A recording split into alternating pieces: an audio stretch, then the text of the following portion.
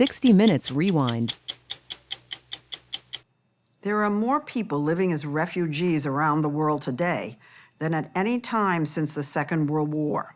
And with conflicts dragging on for years, being a refugee now often means not going home for decades. That's literally a lifetime for millions of young children. The refugee crisis has sparked a partnership between two of this country's leading nonprofit institutions, Sesame Workshop, creator of Sesame Street, and the International Rescue Committee, the IRC, a refugee assistance organization originally founded by Albert Einstein. For 50 years, Sesame Street has been teaching young children that 1 + 1 = 2. But by teaming up with the IRC to help the youngest refugees, it's hoping that 1 + 1 can now add up to far more. This is the Zaatari refugee camp in Jordan. It houses 77,000 Syrian refugees. This is Azraq camp. It houses another 35,000. It's hard to fathom that these tens of thousands are just a fraction of the more than 6 million Syrians now living as refugees, most of them for the last 4 to 8 years, and nearly half of all of them are children. So this is the big water hole. The first thing we noticed when we arrived at Azraq camp with our guide, Layla Hussein of the IRC, was the kids. Little kids carrying the water. Yeah. There's no running water here, no indoor plumbing. Toilets are outside and shared by 6 families. The day we visited, it was 111 degrees. Ask these young fellows if they come to get water every day. They carry the water. You carry. How old are you guys? فرجيني على إصبعك. 6. 8. Meeting the needs of kids like this 6 is not what the humanitarian aid system was set up for. The humanitarian sector has prided itself on keeping people alive.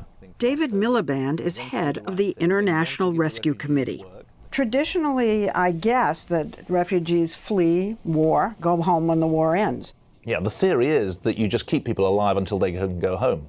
But we know now that the average length of displacement for a refugee is close to 20 years. 20 years? Close to 20 years. And that's why it's a total tragedy that less than 2% of all humanitarian aid funding goes on education, even though half of the world's refugees are kids. And only a tiny sliver of that 2% goes to educating young children. And that's a problem because we know that it's the earliest years that count the most. No one knows the importance of those earliest years and how to reach and teach kids in them better than Sesame Street.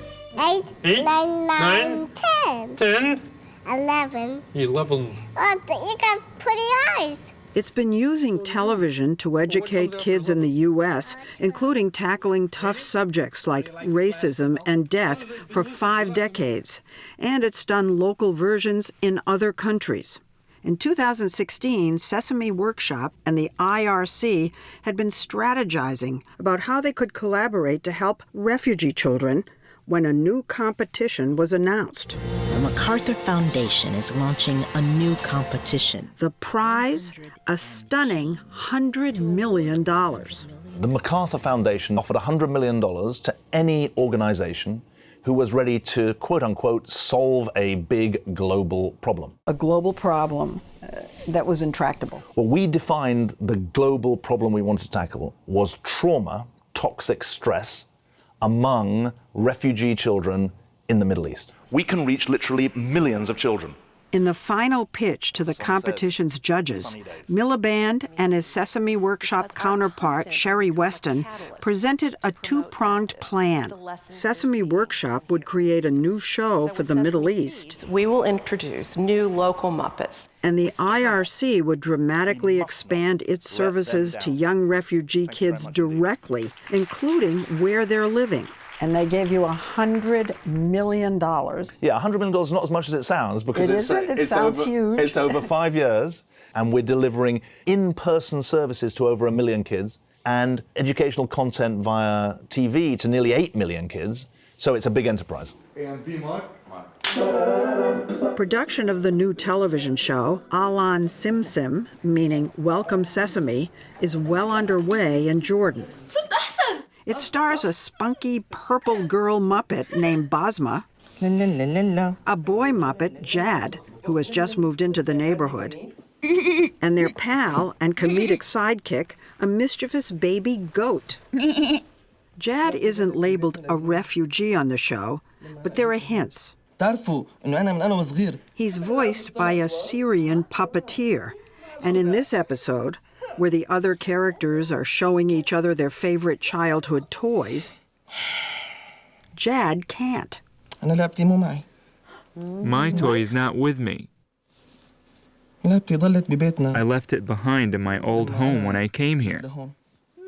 This was one of the more challenging episodes to craft. Scott Cameron, a longtime Sesame producer who's running this new show, explained that the primary focus is not on letters and numbers, but on emotions like fear, anger, loneliness, and determination.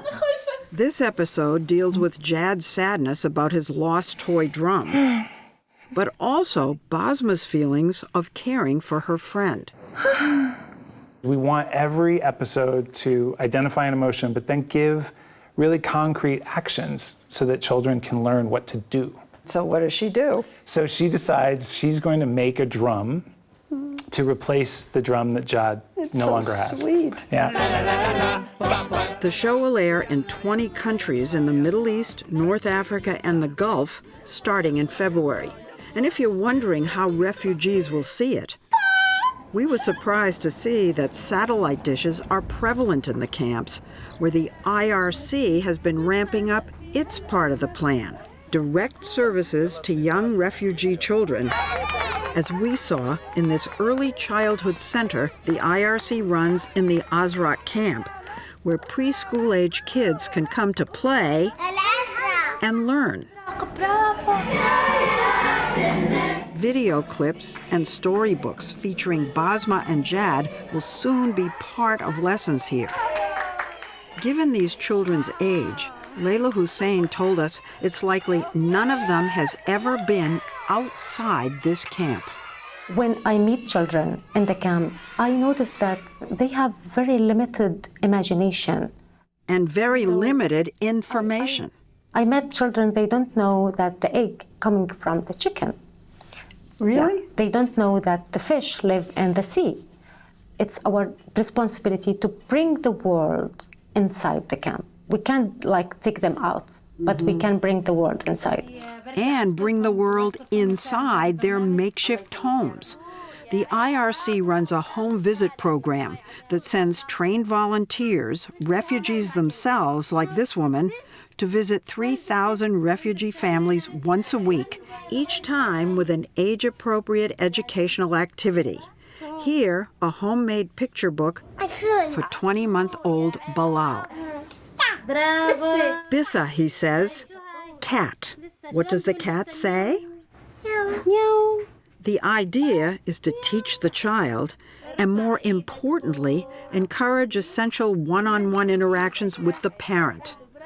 Bilal is one of 9 children in this family that was driven from their home in Syria by intense shelling and now live, eat, and sleep in 2 adjoining metal structures, brutal in the 110-plus degree heat. So how many years have you been in this camp? 5 سنين. 5 years. The older boys told us they still remember life back in Syria. What do you remember? I remember our home. I also remember my friends, the school I attended, my granddad's house. But the younger kids only know this life. Their mom told us the home visits have been a huge help as she tries to parent under these conditions. Before, I didn't give Bilal enough praise because I was always busy with housework, cooking. You pay more attention to the children after these visits. For sure, even the children with one another, they developed a closer bond. Like if one hands the other a glass of water, the other would go, "Thank you." She now forgets to give me attention. Not at all. He's getting all the attention. How would you describe the pressures that these parents are under? The pressures that these people face are not just the material deprivation. Lost everything. But the greatest danger they face is hopelessness. These are people who want something, if not for themselves anymore, then at least for their children. The story will continue after this. Some of the most vulnerable refugee children are those whose families live outside the refugee camps in what are called informal tented settlements, basically tents on the side of the road. Tens of thousands of families live this way, and the IRC is bringing its home visit program to them as well. We watched as this volunteer worked with year-and-a-half-old Mohammed and his dad, a day laborer on a nearby farm, on the concepts of in and out. Mohammed's mother didn't want to be filmed, but his grandmother was eager to speak with us. Ahlan wa sahlan. Welcome. Their smiles and welcome were warm, as was their pride in showing us the home they left behind in Syria. But the pain of living this way for the last 5 years was never far from the surface. Sometimes I am able to hold myself together, but sometimes I can't. I sometimes wish I was in the desert with no one around me to scream out all the negative energy inside of me. Their despair was palpable, which is why one goal of these visits is to help parents keep from passing it on to their young children. I see you with your sons. I can tell that you don't want them to feel any of your unhappiness. You're absolutely right. Even sometimes when I'm troubled and I see them, I smile for them. I want them always to feel happy and reassured. Like the homemade drum Basma gives Jad to replace the one he left behind, the hope is that the combination of this show and the array of services along with it will give these kids a fighting start. Studies to measure the impact are already part of the plan. So if it works, you're going to have this model for refugees around the world. There's no reason not to take this to refugee communities from Myanmar who are in Bangladesh, from South Sudan who are in Uganda, because this is a model that should work for every child who's forced to endure the trauma of being a refugee. You know, when people see the footage that we shot, they're not going to see how hot it was. They're going to see children well-dressed, obviously fed. You're not going to be able to see the moments of hopelessness, but I hope that by seeing the smiles, you'll see the potential. And you'll come away thinking, what a waste not to give these kids every chance and to give more kids the chance of what these kids are getting.